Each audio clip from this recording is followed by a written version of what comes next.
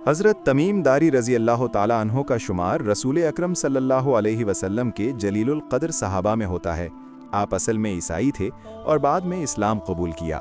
इस्लाम लाने के बाद आपने अपनी ज़िंदगी दीन इस्लाम की खिदमत के लिए वक्फ कर दी।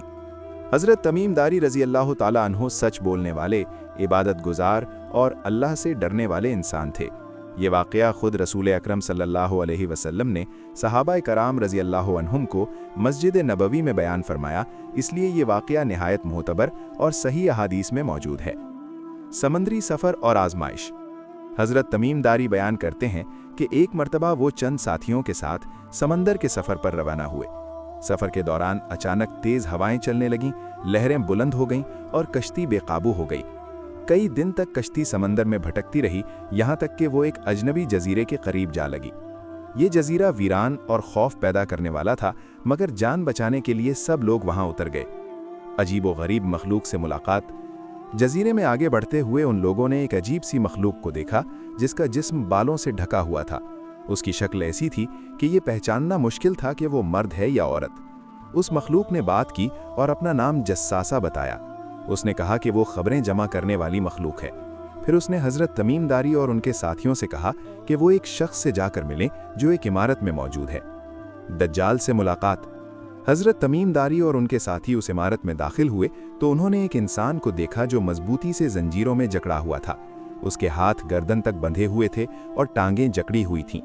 उस शख्स ने उनसे सवालात शुरू किए, जैसे खजूरों के दरख्तों के बारे में, दरियाए उर्दन के पानी के बारे में, नबी आखिरुज़्ज़मा सल्लल्लाहु अलैहि वसल्लम के ज़हूर के बारे में। हज़रत तमीम दारी ने सच सच सब बातें बता दीं। फिर उस शख्स ने खुद को दज्जाल बताया और कहा कि उसे अल्लाह के हुक्म से कैद किया गया है और एक वक्त आएगा जब उसे निकलने की इजाज़त दी जाएगी। रसूलुल्लाह सल्लल्लाहु अलैहि वसल्लम को खबर देना।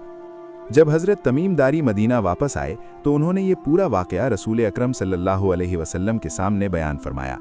नबी करीम सल्लल्लाहु अलैहि वसल्लम ने सहाबा कराम रज़ी अल्लाहु अन्हुम को मस्जिद में जमा फरमाया और ख़ुद मिंबर पर खड़े होकर इस वाक़े की तस्दीक फरमाई। आप सल्लल्लाहु अलैहि वसल्लम ने फरमाया कि हज़रत तमीम दारी का बयान मेरी बताई हुई बातों के मुताबिक है और ये दज्जाल के बारे में सच्चाई पर मबनी वाक़या है। दज्जाल के फितने से बचने की तालीम। रसूलुल्लाह सल्लल्लाहु अलैहि वसल्लम ने इस वाक़े के ज़रिए उम्मत को ख़बरदार फरमाया कि दज्जाल का फितना बहुत बड़ा होगा, लेकिन सच्चा ईमान, अल्लाह पर भरोसा और दीनी इल्म इंसान को महफूज रखेगा। नबी सल्लल्लाहु अलैहि वसल्लम ने हमें सूरह कहफ की इब्तिदाई आयात पढ़ने, दुआ मांगने और ईमान को मजबूत रखने की तलकीन फरमाई। हमारे लिए सबक। हज़रत तमीम दारी के इस वाक़े से हमें ये सबक मिलता है कि अल्लाह की बात सच्ची है, नबी सल्लल्लाहु अलैहि वसल्लम की हर खबर हक़ है, फितनों के दौर में ईमान की हिफाजत सबसे अहम है, सच्चाई और तक़वा इंसान को नजात की तरफ ले जाते हैं। ये वाक़या हमें आखिरत की तैयारी और दीन से जुड़े रहने की याद दहानी कराता है। इख्तितामी पैगाम। अल्लाह ताला हमें सही अक़ीदा, मजबूत ईमान और फितनों से हिफाजत अता फरमाए और हमें हज़रत तमीम दारी रज़ी अल्लाह ताला अन्हु जैसे सच्चे सहाबा के नक्शे कदम पर चलने की तौफ़ीक़ दे। आमीन या रब्बुल आलमीन।